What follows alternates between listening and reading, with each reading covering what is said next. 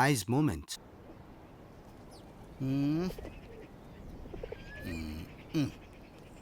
മരം കൊച്ചുന്ന തണുപ്പിൽ കിടുകിടാ വിറച്ചുകൊണ്ട് അവൾ ഐസ്ക്രീമിന് വേണ്ടി അലറി കരയുകയാണ്. കോച്ചിന് തണുപ്പിന് സ്കോച്ച് അല്ലേ നല്ലതെന്ന് അയാൾ പറഞ്ഞു. ആര് കേൾക്കാൻ? പിന്നെ കരണം പൊത്തി ഒറ്റയടിയായിരുന്നു. അടിച്ചത് അവളും അടി കൊണ്ടത് ഞാനും അല്ല അവനും. അവൻ അവളോട് കാല് പിടിച്ചപേക്ഷിച്ചു, ഇനി തല്ലരുതേ തല്ലരുതെന്ന്. എവിടെ? നിഷ്കരണം തല്ലുകയായിരുന്നു. അവസാനം കൈയടച്ച് അവൾ തന്നെ അടി നിർത്തി. നിന്നോട് നോവൽ എഴുതരുതെന്ന് ഞാൻ പറഞ്ഞിട്ടില്ലേ? അയ്യോ മേന സാറേ, എന്റെ കൈയൊടിക്കല്ലേ സാറേ, എന്റെ കൈയൊടിക്കൽ. മനുഷ്യനെ പേടിപ്പിച്ച് കളഞ്ഞല്ലോടാ നീ. ഇത് പുതിയ നോവല അല്ല, ഇതൊരു ചെറുകഥയാണ്. ഇന്നലെ ഞാനും വൈഫായിട്ടൊരു വഴക്കുണ്ടായി.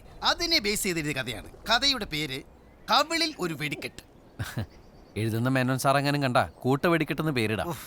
സത്യം പറഞ്ഞ ശബ്ദം കേട്ടപ്പോൾ ശരിക്കും മേനോൻ സാറാണെന്ന് വിചാരിച്ചു. മിമിക്രി കൊണ്ടല്ലേ കുറെ കാലം അരിമേടിച്ചത്. ദൈവം തന്ന കല അവസാനിപ്പിക്കണമെന്നതിൽ സങ്കടമുണ്ട്. പിന്നെ പപ്പേട്ടൻ എന്റെ സ്റ്റേജ് പ്രോഗ്രാം കണ്ടിട്ടില്ലല്ലോ. ഏയ്, എന്നെ പോലുള്ള സാഹിത്യകാരന്മാർക്ക് മിമിക്രിയോട് പുച്ഛമാണ്.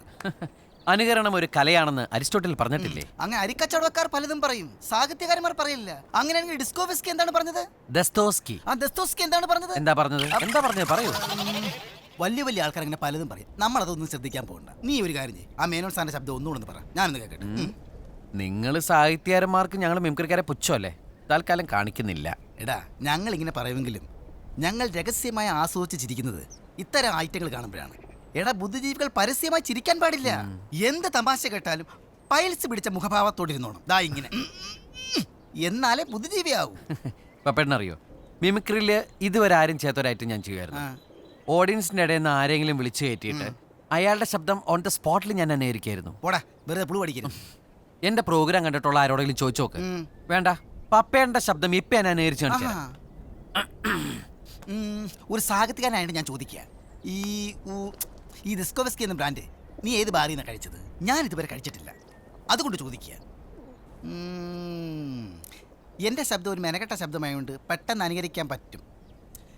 നീ അത്ര മിടുക്കനാണെങ്കിൽ വേറെ ഒരാളുടെ ശബ്ദം ഞാൻ നിന്നോട് പറയാം. അത് നീ കൃത്യമായി അനുകരിച്ചാൽ നിന്നെ ഞാൻ സമ്മതിക്കാം. കാരണം അത് പെട്ടെന്ന് ആർക്കും അനുകരിക്കാൻ പറ്റാത്ത ഒരു ശബ്ദമാണ്. വേണമെങ്കിൽ ഒരു അരമണിക്കൂർ സമയമെടുത്ത് നീ പ്രാക്ടീസ് ചെയ്തോളൂ. ഓക്കെ, ഞാൻ ആ വെല്ലുവിളി സ്വീകരിച്ചിരിക്കുന്നു.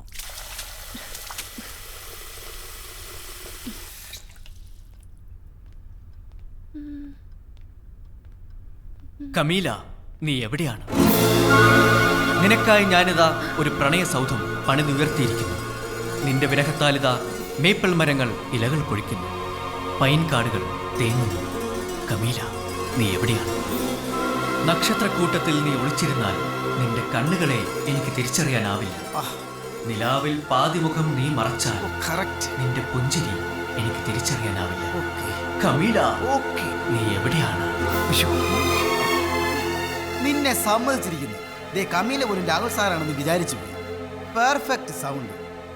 ഇത് നമ്മുടെ ചാർലിയാ, വലിയ മിമിക്രി ആർട്ടിസ്റ്റാ. ഇവൻ നമ്മുടെ രാഹുൽ സാറിന്റെ ശബ്ദം അനുകരിച്ചതാ. കൊള്ളാടാ.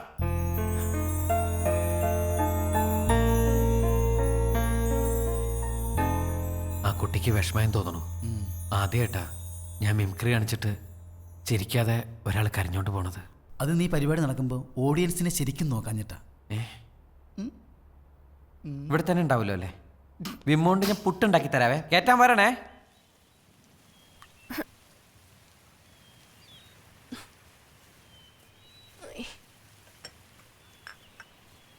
Charlie. Charlie? Senorita. I forgot to tell you, the Spanish masala you made the other day was delicious. Thank you. എന്താണെങ്കിലും താങ്ക് യു. എന്താ വരാൻ പറഞ്ഞത്? ഇന്ത്യ ഫുഡിന്റെ എന്തെങ്കിലും പ്രത്യേക ഐറ്റംസ് ഉണ്ടാക്കാനാണോ? ഒരു ഒത്തപ്പെടുത്താലോ?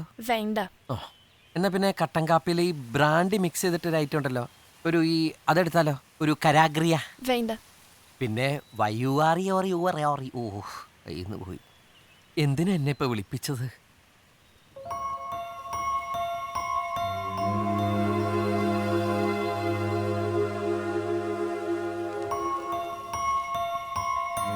അയ്യോ, പറഞ്ഞുവിടണോ?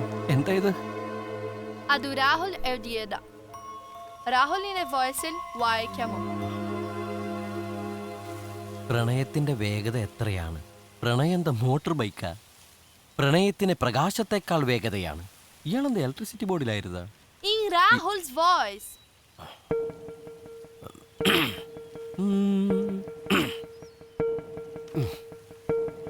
പ്രണയത്തിന്റെ വേഗത എത്രയാണ്? പ്രണയത്തിന് പ്രകാശത്തേക്കാൾ വേഗതയാണ്. നിലാവ് കൂടുകൂട്ടിയ മരച്ചില്ലയിൽ എന്റെ പ്രണയം.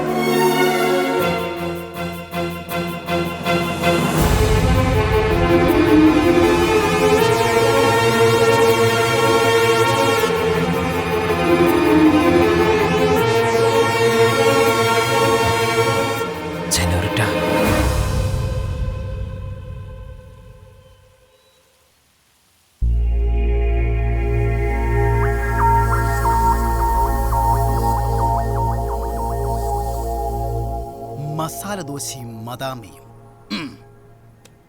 തെരുവിൽ നിന്ന് അവനുണ്ടാക്കിയ ദോശയുടെ ഗന്ധത്തിലൂടെ അവൻ അവളുടെ മനസ്സിലേക്ക് ആദ്യം കടന്നു വന്നു.